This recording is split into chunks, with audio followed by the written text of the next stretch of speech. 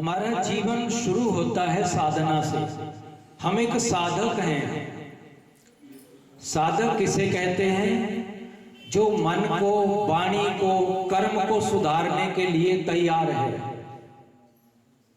जो जिज्ञासु बन के आया है कि बहुत हो गया, जन्म मरण के चक्कर में पता नहीं कितने जन्म हो गए, सबसे बड़े दुख में से गुजरता आ रहा हूं और मैं अब संतों की शरण में जाऊंगा, सदगुरु की शरण में जाऊंगा, मेरा उद्धार होगा। और फिर इससे क्या होता है, जब हम साधक बन के सामने आते हैं, अपने मन को, अपने कर्म को, अपनी वाणी को सुधारते हैं, तो हम साधु बन जाते हैं। जब साधु बन जाते हैं, साधु किसे कहते हैं? जो अपने मन को सुधार लेता है, मन को साध लेता है, वाणी को साध लेता है, मीठा बोलता है, कड़वा नहीं बोलता, निंदा नहीं करता। जब दरबार में आ जाता है तो यहाँ राम नाम के गुण सुनता है, सुनाता है। कर्म कैसे सुधरता है? हम घर में काम करते हैं, उसमें अपना स्वार्थ होता है, लेकिन जब हम आश्रम में आकर सेवा करते हैं, उसमें अपना कोई स्वार्थ नहीं होता। हम सिर्फ सतगुरु के लिए आते हैं, बंदी छोड़ के निष्काम भाव से सेवा करते हैं। जो भी तिल चून हमारे हाथ से निकलता है, हम उसका प्रयास करते हैं समर्पित करने का। तो भगवान के चरणों में वो रखते हैं। हमारा धन भी पवित्र होता है, मन भी पवित्र होता है, हमारा कर्म भी पवित्र होता है, हमारी वाणी भी पवित्र होती है।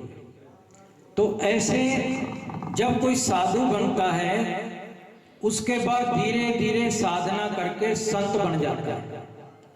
वाणी में सदगुरु लिखते हैं, एक दादू साहब हुए हैं। कभी किसी समय राम की सेना में भालू थे या बानर थे, किसी जूनी में थे, जो राम की सेवा करने के लिए फौज में आए हुए थे।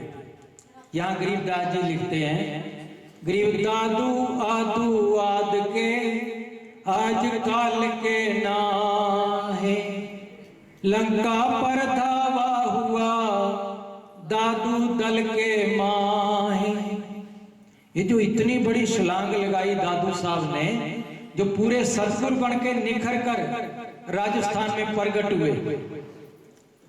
जैसे गरीबदास जी भी कहते हैं ना, किसी समय हम भी गरीब माया का रस पी कर हो रहे डामा डोल। फिर क्या हुआ? ऐसा सतगुर हम मिला, ज्ञान जोग दिया खोल। हम सभी जीव हैं, लेकिन जीव से परमात्मा बनाने के लिए ही सतगुरु आते हैं यहाँ पर।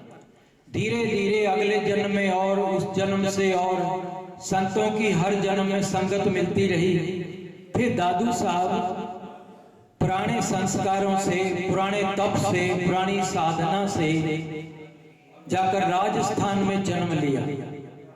माता पिता भी संस्कारी थे, क्योंकि ऐसी आत्मा उच्च कुल में जन्म लेती है जिस कुल में संस्कार होते हैं। माता पिता कहने लगे, बेटा हमें लगता है कि तू कोई साधु पुरुष है, तू रोज मंदिर में जाया कर, मंदिर में जाकर जो भी संत मिले उनको प्रणाम करना, तेरे पास कुछ देने को हो, फूल हो, पत्ती हो, कोई पैसा हो, उनकी सेवा में चढ़ा देना। दादू साहब मंदिर में गए हुए थे, तो वहां पर एक वृद्ध रूप में सदगुरु कबीर साहब प्रकट हो गए, एक बुढ़ा के रूप में। जब प्रकट हुए दादू साहब के सामने, उस समय तो दादू कहते थे, साहब शब्द नहीं लगा, तो कहने लगे, प्रणाम किया महात्मा जी को, हाथ जोड़कर कहने लगे, मैं आपकी क्या सेवा करूं? सदगुरु कहने लगे, बेटा जो आपके पास है वो सेवा के लिए तैयार है, वैसी सेवा करो। उसके पास डबली पैसा था, उसने निकालकर सदगुरु के चरणों में रख दिया। सदगुरु कहने लगे मुझे इसकी बजाय कोई पदार्थ लाकर दे दो। दादू बाहर गया, पान की दुकान थी, उसमें से पान खरीदा, 6-7 पान आ गए, लाकर सदगुरु के चरणों में रख दिए। बंदी छोड़ जी ने एक पान मुख में डाला, चबाते चबाते दादू की परीक्षा लेने लगे। कहने लगे दादू तूने ऐसा पदार्थ दिया जो मंदिर में खड़े होकर खाया नहीं जा सकता था। मैं पान चबा तो रहा हूं लेकिन थूकूं कहां? दादू ने अपना मुख खोल दिया। मुख खोला कि सदगुरु मेरे मुख में डाल दिया। सदगुरु ने अपने मुख से पान खाया हुआ निकाला, दादू के मुख में डाल दिया। देखो कृपा होती है जब, ये तो इसका संस्कार था, श्रद्धा थी, संतों के प्रति विश्वास था, तो दादू ने वैसे ही किया। फिर संत क्या करते हैं, सदगुरु क्या करते हैं? तो महाराज जी जहां कहते हैं गरीब दादू को सतगुरु मिले दही पान की पीक, साबत पान नहीं दिया, मुख से पीक बनी हुई पान उसके मुख में डाल दिया। दादू को सतगुरु मिले दही पान की पीक, बूढ़ा बाबा जिसका है ये दादू की नहीं सीख। लोग कहने लगे कि दादू को तो एक बूढ़ा बाबा मिला था। महाराज जी समझाते हैं कि दादू को कोई बूढ़ा बाबा नहीं, उनके रूप में सतगुरु आए थे दर्शन देने। पीक चबाई, चबाते चबाते सदगुरु तो अंतर ध्यान हो गए, अलोप हो गए, और दादू की समाधि लग गई। समाधि लगी, थोड़ी देर बाद जब जागृत हुआ, सदगुरु की तलब लगी, दर्शन की, दीदार की। तो ऐसे महापुरुष जिनका जूठा पान खाने से इतना नंद आया, वो कहां चले गए? ढूंढते ढूंढते घर पर आए। फिर घर पर माता जी को कहा मेरा मन नहीं लगता, मुझे कोई बाबा, साधु बाबा मिले थे, जब से वो मेरे से ओझल हुए हैं मेरा मन अपने बस में नहीं, सब कुछ मेरे अंदर से निकाल कर ले गए। मां ने समझाया बेटा सांबर यहां पर तालाब है, आप वहां पर चले जाओ, वहां ही संत जाकर स्नान करके आते हैं, वो बहुत बड़ी झील है, आप भी जाकर उसके किनारे स्नान कर लो, वहां से शांति मिलती है। दादू चलकर गया, 2 दिन तक कल्पता रहा।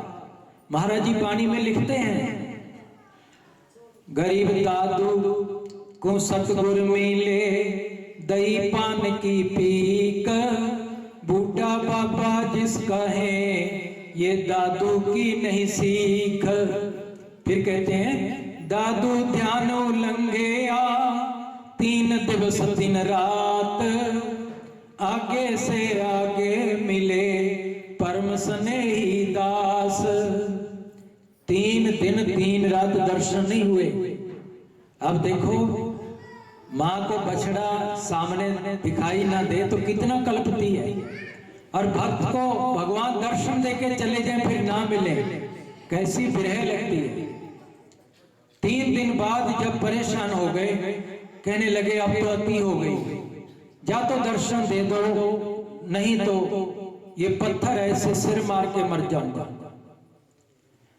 जब इतनी वेदना लगी, पत्थर के किनारे आकर खड़े हो गए, सिर मारने को तैयार हुए, और सिर लगने ही वाला था, थोड़ा टच हुआ।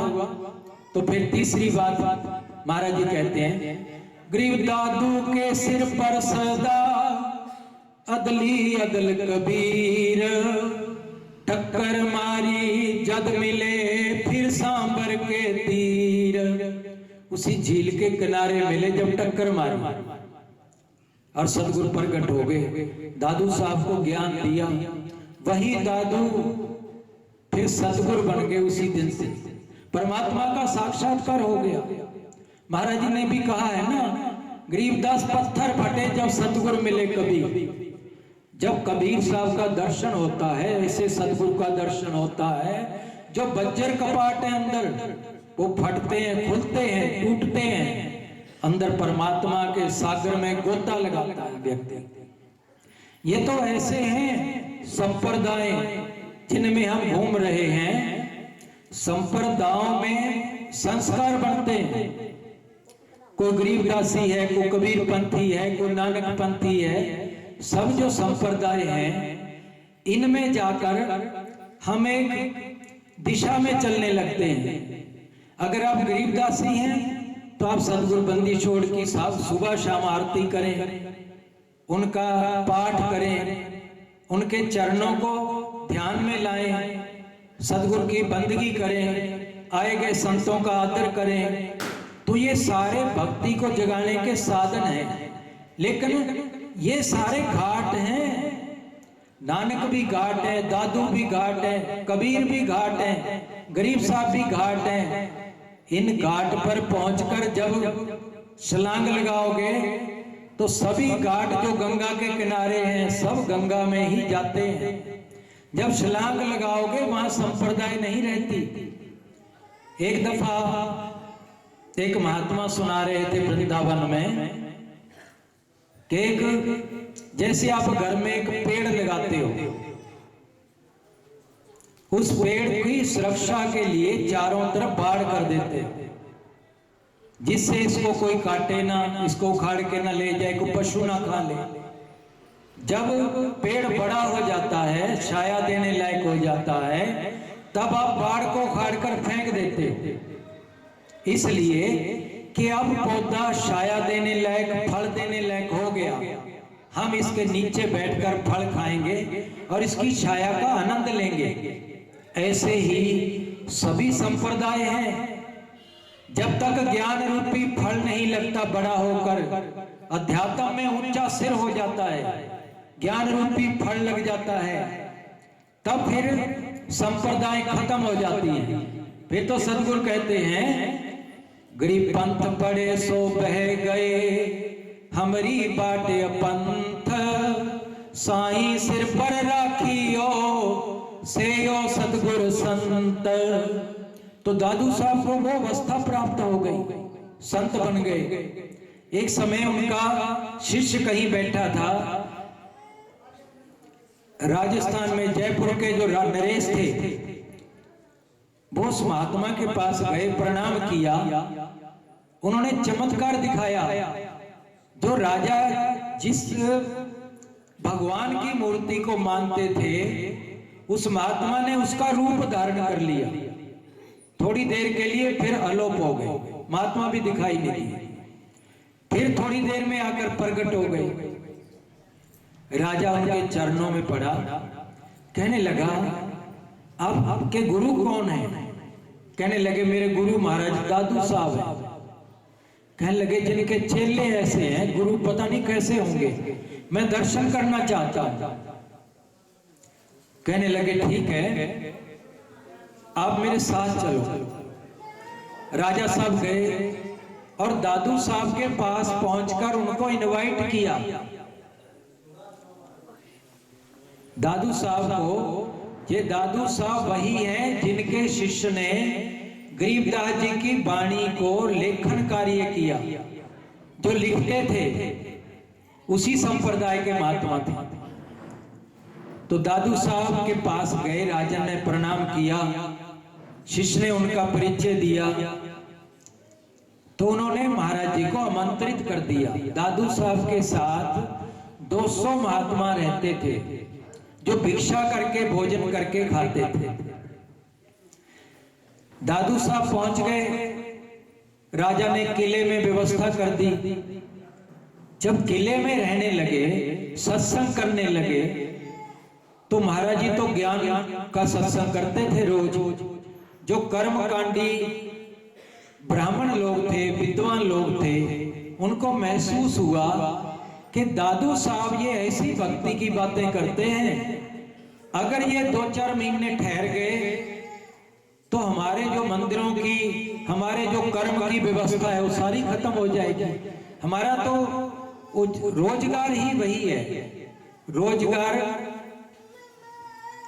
फिर दादू साहब को कैसे समझाएं? उन्होंने एक दफा राजा साहब से जाकर निवेदन किया, राजन, आपके यहाँ जो दादू साहब इतने बड़े संत रहते हैं, आप उनको बाहर भिक्षा करने जाने देते हैं, उनको यहाँ भोजन की व्यवस्था नहीं करके देते। सारे नगर में चर्चा हो रही है कि राजा ने महात्मा को बुला तो लिया, लेकिन महात्मा को भोजन भी नहीं दे पा रहा। फिर राजन कहने लगे, क्या करें? सभी पुरोहितों ने बताया कि आप किले का गेट बंद कर दें।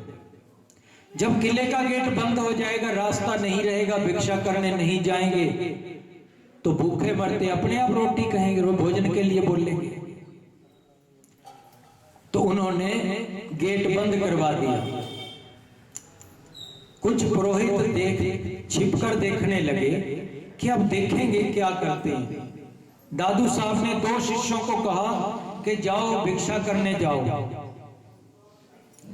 जब भिक्षा करने के लिए चले गेट की तरफ, वो छिपके देख रहे थे। उन्होंने देखा कि दादू साहब के दोनों शिष्यों ने कोई जोजन लंबा शरीर बढ़ा लिया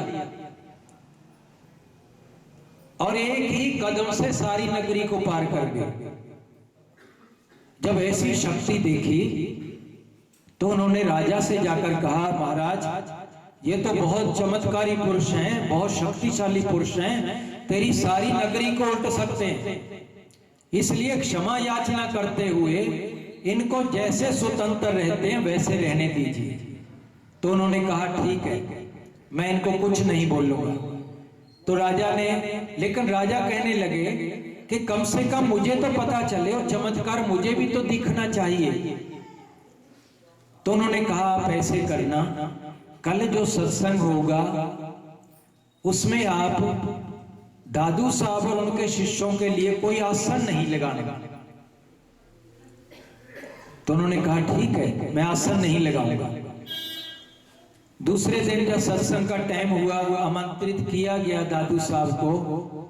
दादू साहब ऊंचे आसन पर अदर पर जाकर बैठ गए। मतलब कोई आसन नीचे नहीं था, आसन तो था ही नहीं, जगह भी नहीं थी।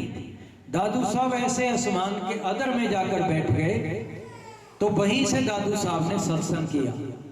ऐसे दादू साहब संत हुए। आपको पता संत कहते किसको है? संत उसे कहते हैं, सन्यासी, संत और सदगुरु एक ही दर्जा है। सन्यासी कहते हैं सम नी आस इति सन्यास। सम मैंने अच्छी प्रकार से, नी मैंने जो शेष नहीं रह गया, आशा मैंने फेंकना। जिसने अपने मन के संसार को निकालकर फेंक दिया उसे सन्यासी कहते हैं। मैंने आपको बताया ना कि अभी आप साधक हैं तो आप सिद्ध कैसे बनेंगे, साधु कैसे बनेंगे? तो उसके लिए क्या करना होगा? आपने ये समझना होगा कि हमारे लिए बंधन क्या है। बंधन क्या है? मैं, मेरी, तेरी, ये काल और माया हमारे अंदर पैदा करते हैं। गोस्वामी जी कहते हैं, मैं और मोर तोरते माया, जे बस कीने जीव निकाया। पहला शुरू होता है मैं। सन्यासी उसे कहते हैं जो मन के संसार को खत्म कर देता है। ये संसार, एक तो संसार है ईश्वर का बनाया हुआ, दूसरा संसार है हमारे मन का बनाया हुआ। जो ईश्वर का संसार है वो हमारे लिए कहीं भी ओझल नहीं होता, हमारे को कभी डिस्टर्ब नहीं करता अगर हम ना चाहें। लेकिन मन का संसार 84 के अंदर बांधता है, बार बार जन्म मरण के चक्कर में डालता है। वो कैसे डालता है? आपको पता है जब हम गर्भ के अंदर 5 महीने का गर्भ था मां का, उस समय लोथड़ा होता है 7 धातु से, 4 माता की 3 पिता की, 7 धातु से एक लोथड़ा तैयार होता है। जब उसमें सारे अंग बन जाते हैं, 5 महीने का हो जाता है। जैसे आप जब कोई नया मकान बनाते हैं ना, फिर उसका उद्घाटन करते हैं जब सारा तैयार हो जाता है, ऐसे जब शरीर तैयार हो जाता है, फिर उसके अंदर ऊपर से जीव आता है जिसने उसमें जोड़े को पहनना होता है। जब 5 महीने का तैयार हो गया, ऊपर से आत्मा आई, ज्योति आई, जीव आया और उसमें प्रवेश किया, जिसको हम मैं कहते हैं। मतलब मैंने ये जोड़े को धारण किया। जब जीव आया, अंदर प्रवेश किया, उस समय हमें पता था कि मैं आत्मा हूं और ये मेरा शरीर है। जैसे मैं गंगादास हूं, ये आश्रम है, मैं इसमें आकर बैठा हूं, ऐसे उस समय पता था मैं ज्योति आत्मा हूं, ये मेरा शरीर है। जब मैं प्रवेश किया, उसके बाद जब माता पानी पीती थी तो ऐसा लगता था ऊपर से समुद्र टूट के आ रहा है, भय लगता था कहीं मैं डूब ना जाऊं। जब मां भोजन करती थी, ऐसा लगता था कि ऊपर से कोई पहाड़ टूट के आ रहा है। ऐसे भय के अंदर 9 महीने तक व्यतीत किए। 9 महीने बंदगी करता रहा, अरदास करता रहा, प्रार्थना करता रहा, प्रभु इस कुंभी नरक से मुझे बाहर निकाल दे, बाहर आकर मैं तेरा सुमरण करूंगा। जैसे ही बाहर आया, आते ही बाहर माया ने घेर लिया। जो मैं आत्मा में लगा हुआ था, वो मैं शरीर के अंदर लग गया। लगा कैसे? जैसे आप घर में एक मोती पालते हैं, कुत्ता पालते हैं, छोटा सा बच्चा ले आए, उसको आप मोती मोती मोती मोती करते हैं, और कुछ खाने की चीज हाथ में लेकर कहते हैं मोती मोती करके पूंछ हिला के आपके पास आ जाता है। आप उसको वो टुकड़ा डाल देते हैं, उसको महीना 20 दिन में भाषा समझ आ जाती है कि मैं मोती कहने पर वहां जाना है। अब उसका नाम ही मोती पक गया। आप उसको कितनी दूर से पुकारोगे तो वो मोती नाम से भाग्य आएगा। ऐसे हमारा भी नाम पक गया। जो मैं आत्मा में लगी हुई थी, अब वो शरीर में लग गई। फिर इसमें शरीर में लगने से नुकसान क्या हुआ? मैं इतना सुंदर हूं, मैं इतना बलवान हूं, मैं ऐसा लंबा हूं, मैं इतना लोगों को प्रभावशाली लगता हूं। ये सारी जो मैं थी, इसके आने से ये इतने बड़े दो सामने खड़े हो गए। जब से शरीर को मानने लगा, ये आत्मा को भूल गया, ये पहली सीढ़ी नीचे उतर गया। महाराज तो कहते हैं गरीब दिल ही अंदर देहरा, जा देवल में देव, हरदम साक्षी भूत है, करो दास की सेव। सदगुरु तो उसकी सेवा पूजा करने को कहते हैं आत्मा की, पर ये आत्मा से बाहर हो गया। फिर उसके बाद जब शरीर से मैं हो गई, फिर पढ़ा लिखा, बड़ा किया, माता पिता ने पढ़ाया लिखाया, फिर अफसर बन गया। अफसर बन के डीसी लग गया। तो पहले पूछते थे तू कौन है? कहता मैं ज्योति आत्मा हूं। फिर पूछने लगे, कहता मैं रामू हूं। फिर तीसरे दर्जे पर पूछने लगे, कहता मैं डीसी हूं। अहंकार बदलते चले गए, मैं बदलती चली गई अहंकार के साथ। अगर मैं डीसी हूं तो इतना एरिया मेरा है, जहां मेरा मेरी शुरू होगी। फिर उसके बाद चौथे पद में फंसे संप्रदाय के अंदर। मैं गरीबदासी हूं तो कबीर पंथी है, ये नानक पंथी है। फिर इसमें आत्मा बन गई। कोई पूछता है तू कौन है? मैं गरीबदासी। इससे ऊपर हम बढ़ते जाकर जाति में। कोई पूछता है तू कौन है? मैं ब्राह्मण हूं, मैं जाट हूं, मैं क्षत्रिय हूं, मैं राजपूत हूं, हम इनमें चले गए, आत्मा से दूर हो गए। जो महाराज जी कहते थे ना, ग्रीवात्म तत् के रूप को जानत है कोई एक, कोटों में तो है नहीं, अरबों में कोई देख।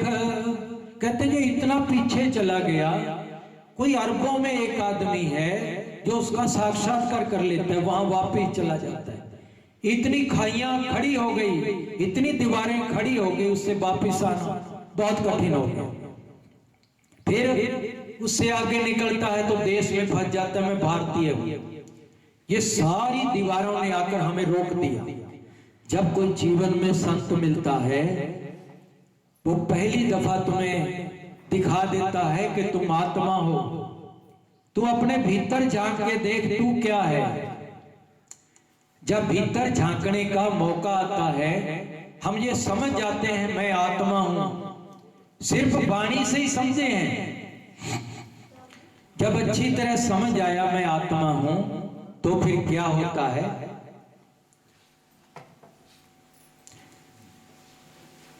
तब उसको जो संसार में राग था, जिसमें कहता था जो मेरा मेरी से बंधा हुआ है, जब मैं हूं तो मेरा बेटा बेटी स्त्री पुत्र बहन भाई जमीन जायदाद, ये कब है, जब मैं शरीर हूं, जब मैं रामू हूं। तो मेरा मकान भी है, मेरी बहन भाई भी है, सब कुछ मेरा।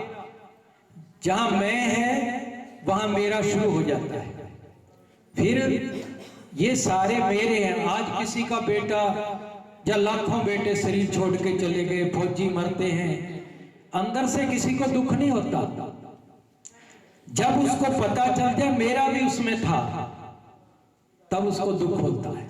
फिर अपने आप को पीटता है। क्यों? जहां मेरा है, जहां मेरी है, वहां दुख और सुख पैदा होते हैं। जहां मेरा मेरी खत्म हो जाता है, वहां दुख सुख खत्म हो जाते हैं। एक संत जिनका मेरा मेरी खत्म हो जाता है, वो संसार में ऐसे रहते हैं जैसे सदगुरु कहते हैं, नौने जे जो जल चढ़े कमल न बीजे गात।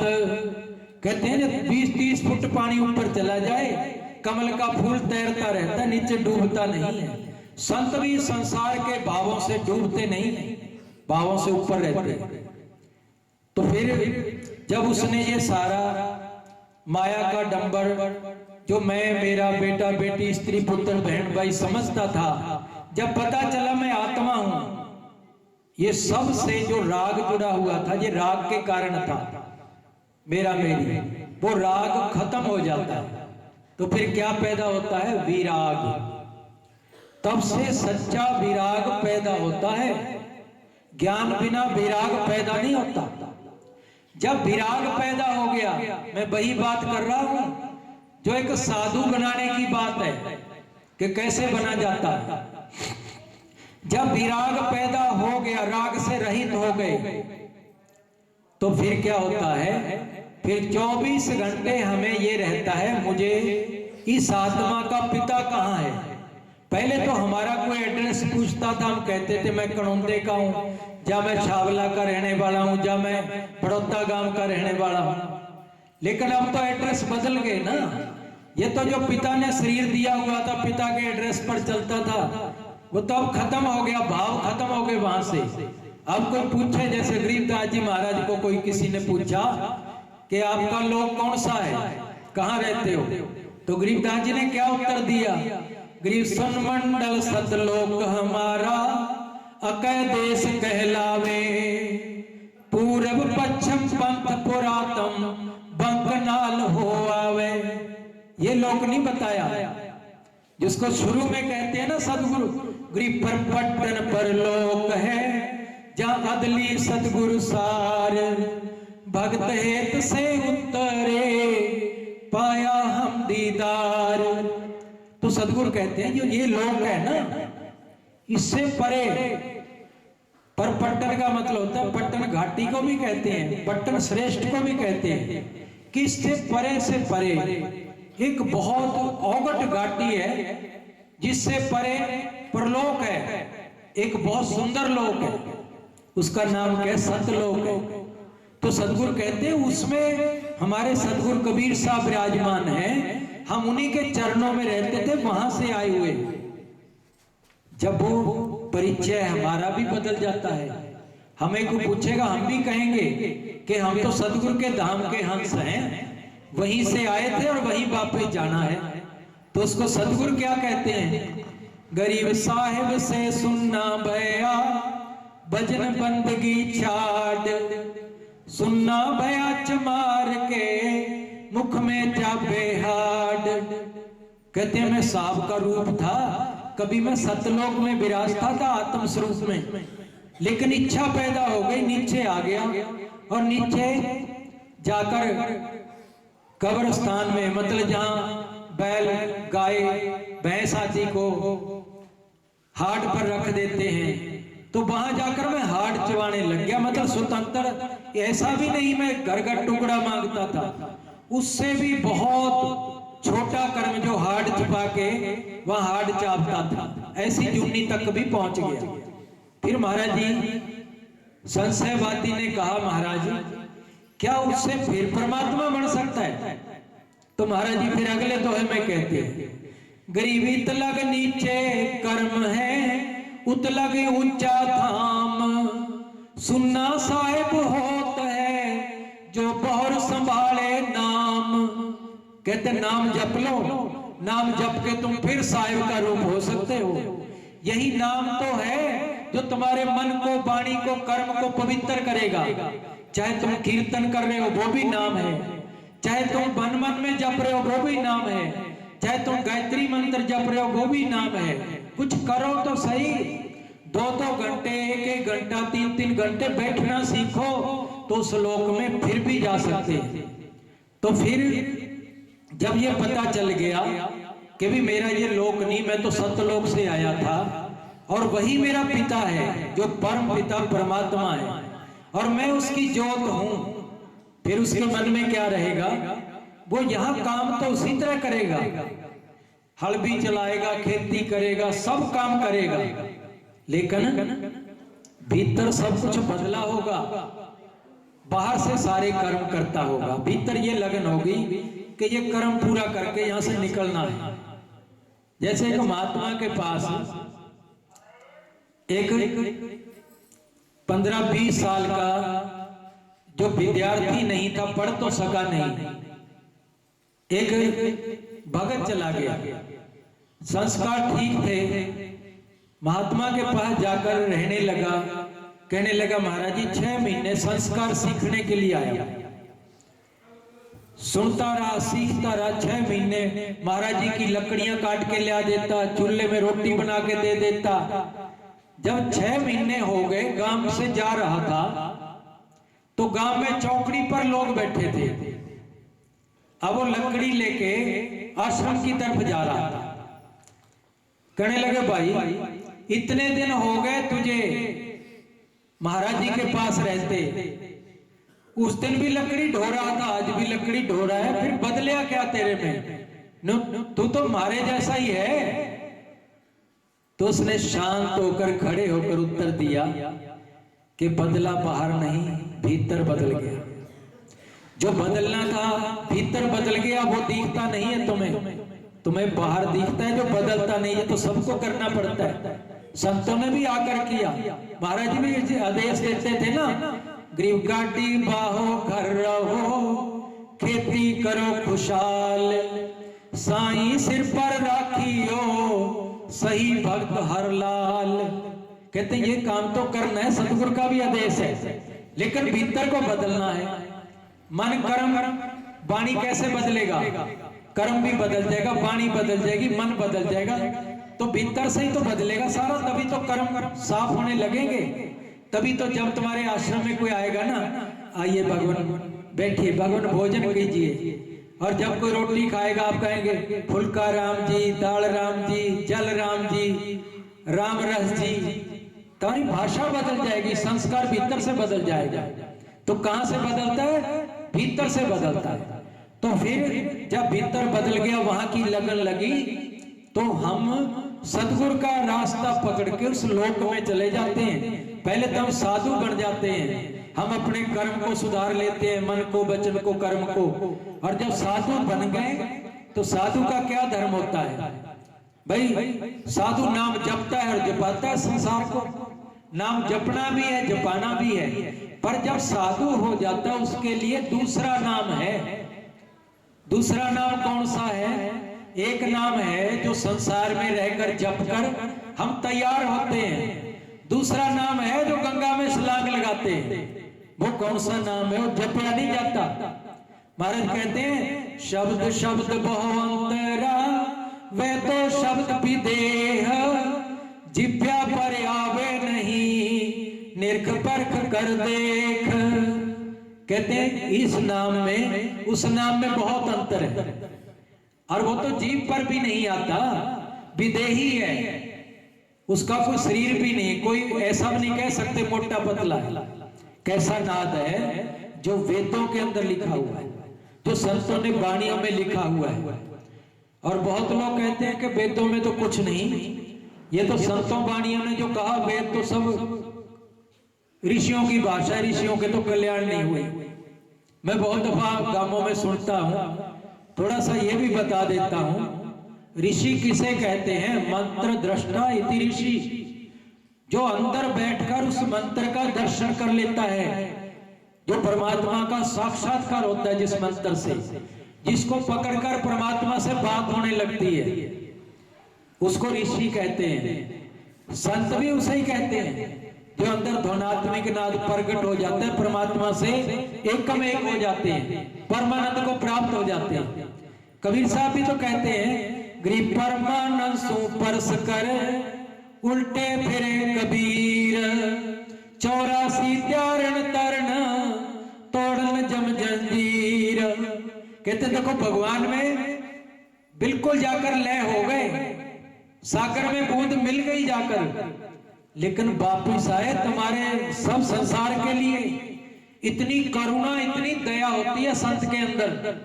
अपने दुख झेले आकर 52 कसनी सही, किसके लिए? अपने लिए नहीं, अपनी ऐश के लिए नहीं। संत अपने लिए नहीं जीता, समाज के लिए जीता है। और इसी प्रकार हमारे सबसे पहले थोड़ी सी आपको बात बता दूं, जब वेदों की रचना हुई उस समय ऐन्द्रिक व्याकरण थी। ऐन्द्रिक जो देवता थी, जिस व्याकरण के सहारे शास्त्रों को पढ़ते थे। वेदों की रचना उस काल की रचना है। फिर उस ऐन्द्रिक व्याकरण के भी शब्द, हजारों शब्द होते थे। जैसे चाइनीज शब्द ज्यादा है ना, हजारों शब्द है। जितने ज्यादा शब्द होते हैं उतनी भाषा सरल हो जाती है। फिर उसके बाद चलते रहे, फिर ऋषियों के युग में आकर जब सतयुग का समय था आने का, सतयुग का शुरू का समय था, उस समय पाणिनि ऋषि और कात्यायनी, जो कई युगों की बात है, आदिकाल की बात है, तो उस समय कात्यायनी पाणिनि दोनों पढ़ते थे। पढ़ते पढ़ते कात्यायनी का तो मन लगा हुआ था, लेकिन पाणिनि ऋषि का मन नहीं लगता था। पाणिनि ऋषि पढ़ने में उतना होशियार नहीं थे, तप में निष्ठा थी, विद्या में निष्ठा नहीं थी। चाहते थे विद्या मिले तो तप करके मिले। उन्होंने शंकर भगवान का तप किया, पढ़ना छोड़ दिया। उस समय सनकादिक भी तप कर रहे थे, पाणिनि ऋषि भी तप कर रहे थे, कई एक भगवान भोलेनाथ का तप कर रहे थे जंगल में बैठकर। भगवान ने प्रसन्न हुए, डमरू बजाया, और उसमें से पाणिनि को 14 सूत्र सुनने को मिले। 14 सूत्र, जिससे व्याकरण का जो बेस है, जिसमें जैसे का खा गा पढ़ाया जाता है, ऐसे आई उन री लिखे जम गण, ऐसे सूत्र है। फिर उसी सूत्रों को पत्तों के ऊपर लिखने लगे, उसकी विश्लेषण करने लगे, बेरी के पत्तों पर। जहां कोई पत्ते जिस तरह मिलता, जैसी सुविधा, उस पर लिख देते। फिर थोड़ा समय आया, उनको कात्यायनी मिले, आप उसमें मिलके बड़े प्रसन्न हुए कहने लगे भी तू तो व्याकरण इंद्रिक व्याकरण छोड़ के आया था, इससे पहले तो इंद्रिक व्याकरण थी। और पाणिनि कहने लगे भी मेरे को भी व्याकरण का भोलेनाथ की कृपा से अनुभव हुआ है, तो ये मैं लिखता जा रहा हूं। एक दफा लिखते लिखते कुछ बकरियां आई, उनमें से कुछ पत्रों को खा गई, सूत्र अधूरे रह गए। व्याकरण को दो क्रम से पढ़ाया जाता है। एक है मूल व्याकरण जिसको अष्टाध्यायी बोलते हैं, मेन बेस वही है। और वो अष्टाध्यायी जिसने कंठस्थ कर ली वो वैयाकरण बन जाता है, उसको वेदों का शास्त्रों का सबका अर्थ समझ में आ जाता है। दूसरी वो है सूत्र क्रम से, मतलब एक से लेकर आखिरी 3900 समथिंग सूत्र है।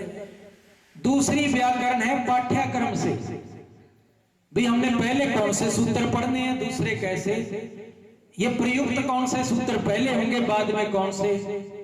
तो ऐसे ऐसे जो पाणिनि व्याकरण लिख रहा था तो सूत्र क्रम से पाठ्यक्रम से लिखते लिखते फिर सूत्र क्रम से लिखता रहा। इतने में कात्यायनी ने उस पर वार्तिक लिखने शुरू कर दिए कि यहाँ ऐसे नहीं ऐसे होना चाहिए था। क्यों, इसमें अंतर क्या था? कात्यायनी ऐन्द्रिक व्याकरण पढ़े हुए थे जो पहले वैदिक काल से व्याकरण थे, और पाणिनि ने वैदिक काल के बीच में आकर व्याकरण प्रकट हुई, इसलिए उसमें कुछ बकरी ने जो खाए हुए शब्द थे अधूरे रहे, उस पर वार्तिक लिखने शुरू कर दिए। तो दोनों का आपसी विवाद हो गया। एक ने शाप दिया कि तुम्हें आज से 7वें दिन सिंह खा जाएगा, दूसरे ने शाप दे दिया तो अभी भस्म हो जाए। हमारे महान ऋषि दोनों समाप्त हो गए। वो समाप्त तो हो गए, लेकिन वेदों का अर्थ बताने के लिए, शास्त्रों का अर्थ करने के लिए पीछे हमारे लिए पाणिनीय व्याकरण छोड़ गए। कहते हैं इंद्रिक व्याकरण तो वहां समाप्त हो गई, लेकिन पाणिनीय व्याकरण वहीं से प्रचलित है। तो उसमें जो शास्त्र पढ़ाए जाते हैं, मैं छोटा सा सिद्धांत पर बात कर लेता हूं आपसे। आपको आत्मा के बारे में बताया, लेकिन आत्मा आती कहां से है? अच्छा, आपको टाइम तो नहीं हो गया? 10-20 मिनट बैठ सकते हैं ना सारे? अच्छा चलो। यहां फिर जब बीच बीच में लोगों में शास्त्रों के ऊपर भ्रम होने लगा, वेद स्वार्थी लोगों के पास आने लगे, तो जिसने वेदों को बिजनेस बना लिया, जो ज्ञान का साधन था वो खत्म होने लगा। फिर संतों का प्राकट्य होने लगा। 11वीं शताब्दी में गोरखनाथ जी प्रकट हुए। फिर 14वीं, 15वीं, 16वीं, 17वीं शताब्दी में अनेकों संत हुए। गुरु नानक साहब आए, कबीर साहब आए, गरीब साहब आए। इन्होंने उन्हीं वेदों को इलाके की भाषा में आकर कहा, जैसे गरीबदास जी हरियाणा में थे, इन्होंने हरियाणवी भाषा में वेदों को कहा। वेद किसे कहते हैं? विद जाने धातु से वेद शब्द निष्पन्न होता है, जिसका सरल एक अर्थ है ज्ञान। वेद ज्ञान को कहते हैं, और ज्ञान चाहे किसी भाषा में आप सिखा दो वो ज्ञान है। तो गरीबदास जी ने जो वाणी कही ये भी वेद है। तो फिर सदगुरु ने कैसे कहा? यहां परमात्मा के बारे में सदगुरु बता रहे हैं, गरीब अनंत कोट ब्रह्मांडे का रचनहार जगदीश, ऐसा सूक्ष्म रूप धर अनुचारे आशीष। कहते हैं परमात्मा सारे ब्रह्मांडों का। हम लोग कई दफा पुराणों के अंदर पढ़ते हैं कि काल भगवान 21 ब्रह्मांडों के मालिक हैं, फिर जो ब्रह्मा विष्णु शंकर हैं ये एक ब्रह्मांड के मालिक हैं। ऐसे ऐसे जो कहानियां हम पढ़ते हैं। और सतगुरु किसको कहते हैं? कहते हैं अनंत कोट ब्रह्मांड का रचनहार जगदीश। कहते वो तो अनंतों करोड़ों ब्रह्मांडों का रचने वाला है, ये 21 का नहीं। ऐसा सूक्ष्म रूप धर आन विराज्या शीस। यही बात वेदों में भी कही है कि परमात्मा सृष्टि रच के तुम्हारे अंदर समा गए। सबके अंदर भगवान है, सबके अंदर परमात्मा है, लेकिन हमारे समझ नहीं आता, इसलिए मैं छोटा सा दृष्टांत देकर समझाता। आसमान में सूर्य तो देखते हैं ना, सभी लोग देखते हैं ना सूर्य को, और आप लाखों मटके पानी के भर के धर दो, उन सबके अंदर सूर्य आ जाएगा। पानी हमने डाल दिया, जोहड़ का पानी, भारा गंदा, जब हमने उनमें सूर्य देखा तो सूर्य भी जैसा पानी था ऐसा ही साफ नजर नहीं आ रहा था, गंदा पानी के कारण। सारे मटकों में झांक के देख लिया, लेकिन सूर्य साफ नजर नहीं आया। हमने एक मटके के पानी को साफ कर दिया, बिल्कुल निर्मल बना दिया, और उसके अंदर जाकर सूर्य देखा, वो जैसा आसमान में सूर्य वैसे उसके भीतर। फिर ऐसे ही समझना इस बात को, परमात्मा परम ज्योति स्वरूप है। कैसा है? ज्योति स्वरूप, परम ज्योति स्वरूप। उसका कोई शरीर नहीं है, वो अनामी है, उसका नाम भी नहीं है। ज्योति हम ऐसे कह देते हैं कि जगने वाला है, इसलिए वो ज्योत है। उसको ज्ञान की ज्योति भी कहते हैं, निर्विकल्प ज्योति भी कहते हैं। तो उसी परमात्मा का हमारे अंदर प्रतिबिंब है, जिसको सदगुरु ने कहा, नंद कोट ब्रह्मांड का रचनहार जगदीश, ऐसा सूक्ष्म रूप धर आन विराज्या शीस। फिर आगे सदगुरु कहते हैं, साहिब तेरी साहेबी कहा कहो करतार, पलक पलक की पीठ में पूर्ण ब्रह्म हमार। ये कितने सूत्र हैं वाणी के अंदर। कहते हैं साहिब तेरी साहिबी, क्या कहूं, कैसा रहस्य कैसे बताऊं। सबके मस्तिष्क के अंदर विराजमान है आप सूक्ष्म रूप से, और पूर्ण ब्रह्म के रूप में। ऐसा नहीं कि ब्रह्म है, पूर्ण ब्रह्म। फिर आगे शंकावादी ने शंका की कि अभी तो आप कह रहे थे परमात्मा एक है, अब कह रहे हैं सबके अंदर विराजमान है। फिर महाराज जी आगे बता रहे हैं, उन्होंने कहा कि सबके अंदर विराजमान कैसे है? तो महाराज जी कहते हैं, ग्रीव जला बिंब ज्यों बिस्तरिया, साहिब घट घट माही, लख 84 जूनी में खालक है सब ठाही। कहते जैसे जल में प्रतिबिंब पड़ा था ना सूर्य का, ऐसे ही परमात्मा का प्रतिबिंब है हमारे अंदर मस्तिष्क के अंदर, और उसमें परमात्मा विराजमान है। कहाँ है? बुद्धि के अंदर। हमारी 5 प्रकार की बुद्धि है, जो रितंबरा बुद्धि है। रित मैंने होता है सत्य, जो सत्य का दर्शन करा देती है, उस बुद्धि के अंदर परमात्मा का प्रतिबिंब है। इसीलिए जिसको परमात्मा प्राप्त होता है, हम कहते हैं बुद्धत्व को प्राप्त हो गया। फिर अब इसको दर्शन कैसे होंगे? हमने अपने को तो पहचान लिया, हम तो उसकी ज्योत थी। जब किसी में से आदमी ज्योत निकल के जाती है, हम कहते हैं कि इसमें से तो आत्मा निकल गई, जब ज्योति निकल के चली गई। और ये ज्योति कहाँ लीन होती है? जाकर परमात्मा में। जब हम अभ्यास करते हैं तो यही जो आत्म ज्योति है, जिसको हमने समझ लिया महात्माओं से, उसका ध्यान किया, हमने अपने आप को पा लिया, फिर परमात्मा को पाना शेष रह जाता है। तब इसको ध्यान से समझना। हमारा जो हृदय है ना, ये भी एक सागर है, भावों का सागर है। इसमें मन रहता है और मस्तिष्क में बुद्धि रहती है। बुद्धि में सहस्त्र कमल में परमात्मा का वास है, प्रतिबिंब है, और यहाँ जीव रहता है हृदय में, और जीव विचरता रहता है। तो फिर उसमें क्या होता है? जब हम कभी हृदय में उतरते हैं, या सदगुरु, हमारे जो सदगुरु हैं, जिसको ध्वनात्मिक नाद बोलते हैं, वो ऊपर से उतर के विमान लेकर हृदय में आ जाते हैं, भक्त के हृदय में। तो सदगुरु क्या कहते हैं?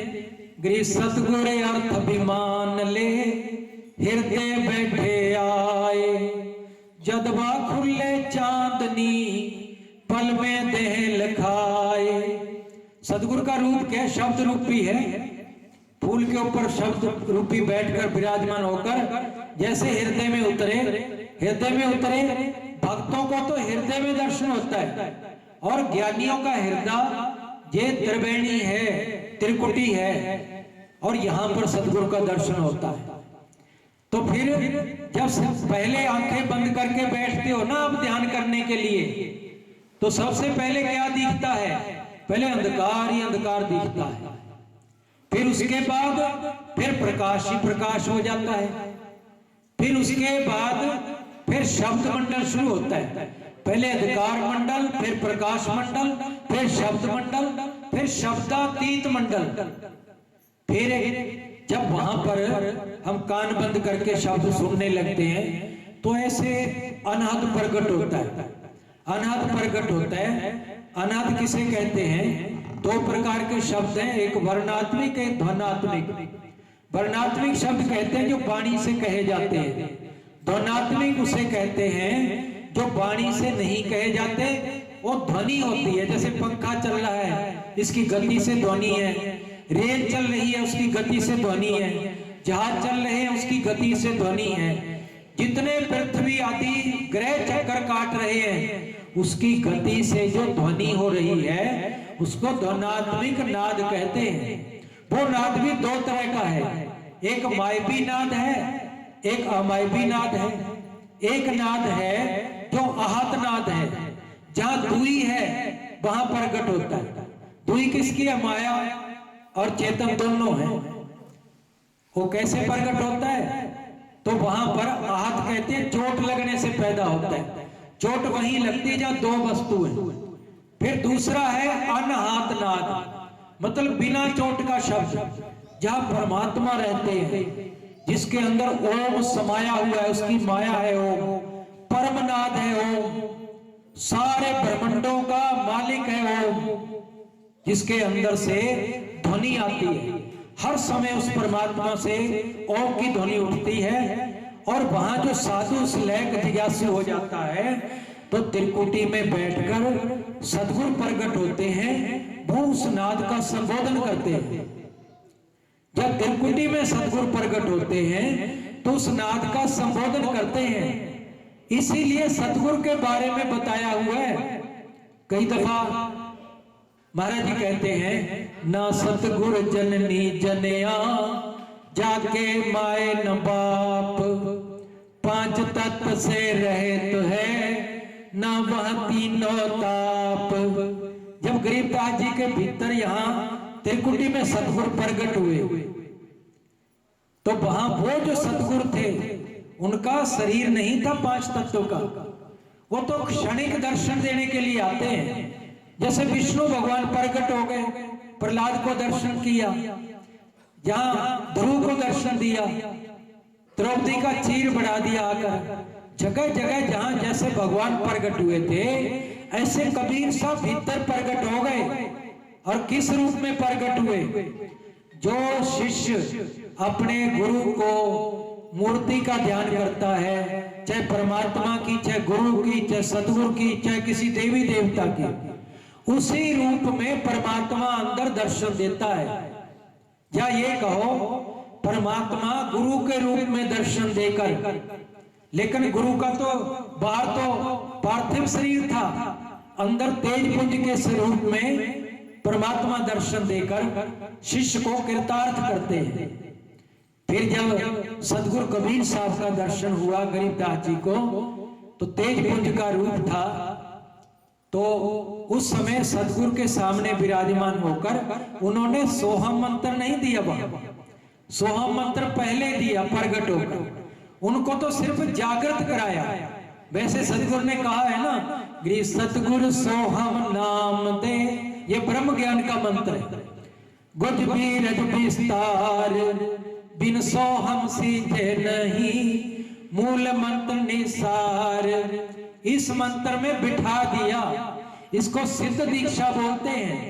हम तो जब दीक्षा देते हैं संसार में सभी महापुरुष, तो उसको साल, 2 साल, 4 साल जपना पड़ता है, 10 साल जपना पड़ता है, तब जाकर ध्वनात्मिक नाद प्रकट होता है। सदगुरु ने ऐसा प्रवाह चला दिया कि हर समय हृदय के अंदर, श्वास के अंदर सोहम सोहम सोहम की ध्वनि होने लग गई। तो महाराज जी क्या कहते हैं, गरीब सोहम सोहम धुन लगे दर्द बंद दिल माही, सतगुर पर्दा खोल ही परालोक ले जाही। आपको पता है जब कोई मंत्री ने आना होता है ना, तो सारी सड़कें अपने आप बन जाती हैं, सारे रास्ते, सारी जनता को पता चलता है, आसपास सारी भोजन की व्यवस्था सब कुछ हो जाता है। ऐसे जब सतगुरु प्रकट होते हैं ये सारी चीजें खुल जाती हैं, नाम खुल जाता है, सब कुछ खुल जाते हैं। और फिर उसके बाद सतगुरु प्रकट होते हैं। जब त्रिकुटी में प्रकट हुए, महाराज जी कहते हैं ग्रीव लाग्या सुखमन कुंची ताला, अनहद शब्द उठे जनकारा। रोज आरती में सुनते हैं ना, लाग्या सुखमन, ये सुषमना है, ये ईड़ा है, ये पिंगला है, यहाँ सुषमना नाड़ी है। इनका जो बीच का स्थान है, तीनों का मिलन समान स्थान, उसको प्रयागराज बोलते हैं, या त्रिवेणी संगम कहते हैं। इसके अंदर प्रवेश किया तो सतगुरु के दर्शन हुए।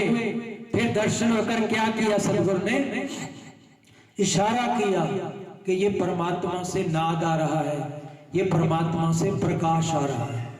फिर वहां कोई ऐसी साधना नहीं जिसको जपना है, सिर्फ श्रुति से देखना है, नृत्य से सुनना है। ऊपर से ध्वनि आ रही है, उसको नृत्य सुनती है। श्रुति और नृत्य को पहले जगाना पड़ता है सोहम का जप करके। जब जाग जाती है, सतगुरु के धाम में पहुंच जाते हैं। फिर आगे परमात्मा से मिलने के लिए सतगुरु सिर्फ इशारा करते हैं, कोई ध्यान दीक्षा ऐसा कुछ नहीं होता। उसको सतगुरु कहते हैं। बाहर शरीरधारी को सतगुरु नहीं कहते, गुरु कहते हैं। लेकिन महाराज जी कहते हैं गरीब जो बाहर के सदगुरु हैं वही सतगुरु हैं, जो सतगुरु है वही गुरु है, क्योंकि गुरु का रूप में परमात्मा सतगुरु का रूप धारण किया था।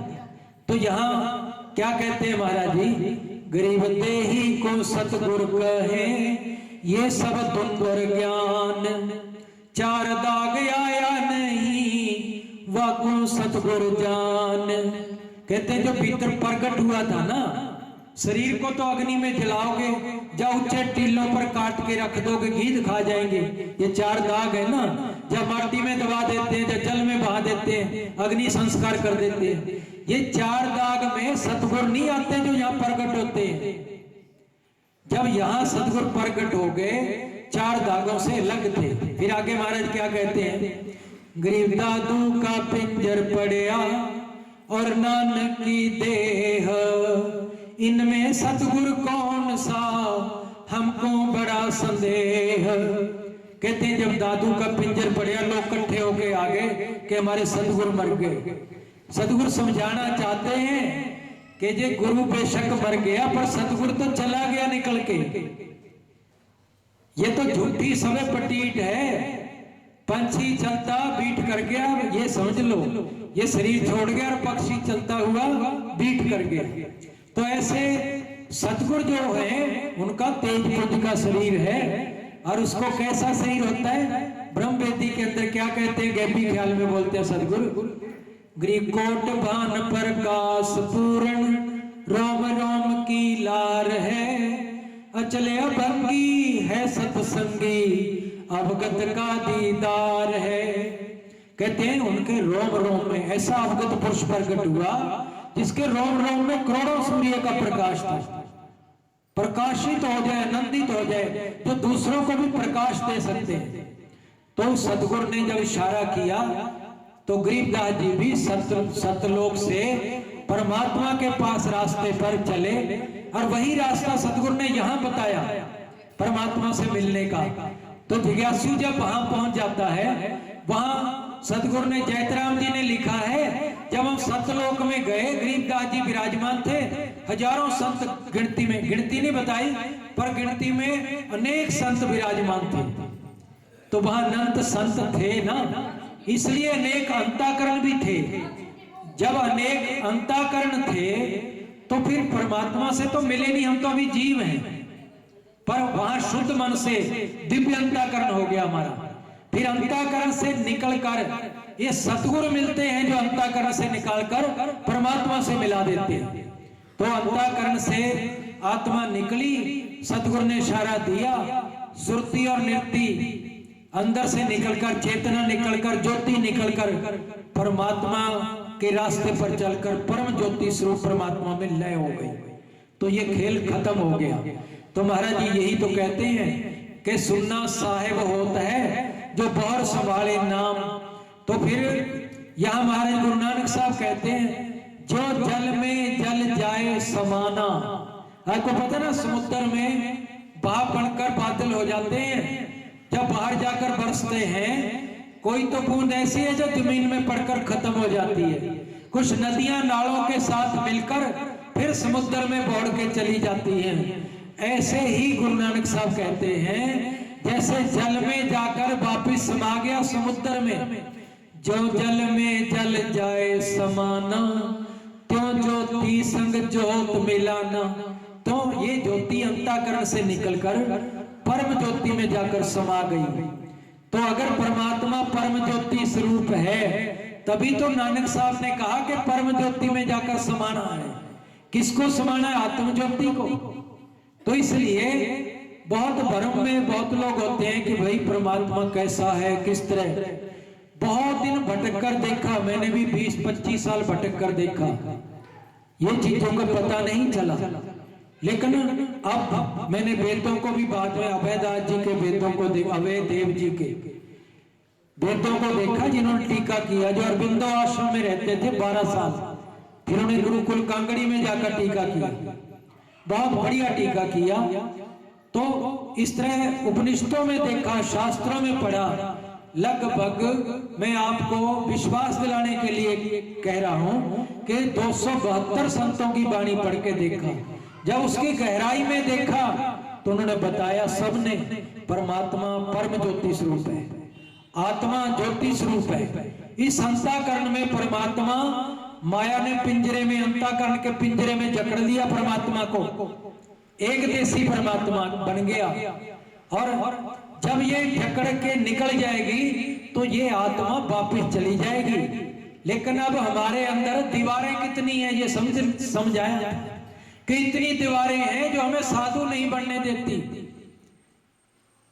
हमारे नाम की दीवार है, शरीर की दीवार है, पद की दीवार है, जाति की दीवार है, संप्रदाय की दीवार है, हमारे देश की दीवार है, पंथ की दीवार, ये सारी दीवारें खड़ी हैं तो निकल के वापिस नहीं जाने देते।